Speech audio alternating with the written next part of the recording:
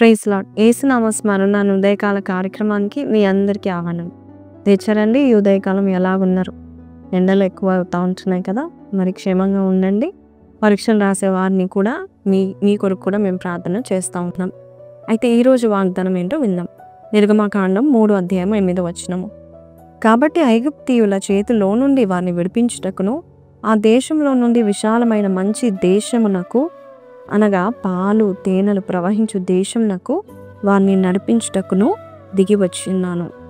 ఈరోజు వాగ్దానం ఏంటంటే, మన ప్రభువు మన కష్టాన్ని చూసి ఆయన విడిపించడానికి వస్తాడంటున్నాడు. పైన భాగం మనం చూస్తే వారి దుఃఖాన్ని, మనుషులు ఎలాగ వారిని శ్రమ పెడుతున్నారో చూసి వారిని విడిపించడానికి దేవుడు ఇష్టపడతా ఉంటున్నాడు. అంతేకాదు, శ్రేష్టమైన వాగ్దానం ఏంటంటే, నేను చెప్పదలుచుకుంది ఏంటంటే, వారిని విడిపించి అక్కడ వదిలేయలేదు.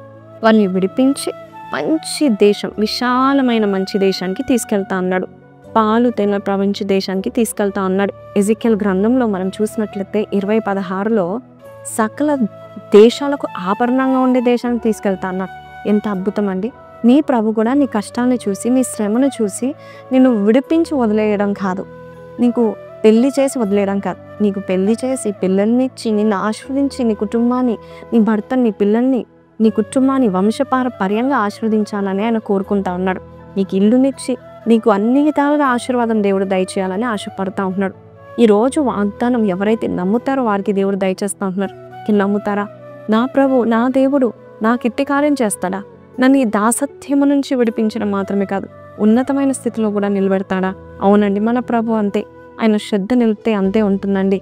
బాసాలను తోముకుంటున్నా, ఇటుకలు పని చేసుకుంటున్న వారికి దేవుడు ఒక మంచి దేశాన్ని ఇచ్చాడు. అలాగే నీ జీవితంలో కూడా ఎంత అల్పమైన దానివైనా, ఎంత అల్పమైన పని చేసేవాడువైనా దేవుడు నిన్ను విడిపించి, ఆ కష్టం నుండి విడిపించి నీకు పాలు తేనెలు ప్రవహించు, అనగా సకల జనములకు ఆభరణంగా ఉండేలాగా దేవుడు నిన్ను చేయబోతున్నాడు.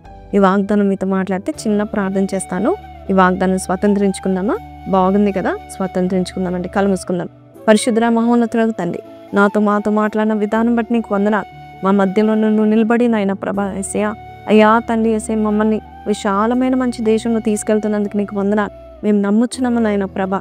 నీ మాటకు లోబడి ప్రతి ఒక్కరు కూడా నాయన ఈ వాగ్దానాన్ని స్వీకరించుకొని వారు వేచి చూస్తున్నారు నాయన.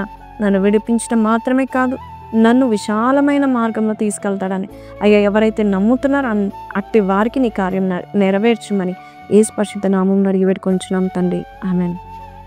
సో ప్రైజ్ లార్డ్ అండి. విన్నాం కదండి ఈ వాగ్దానము.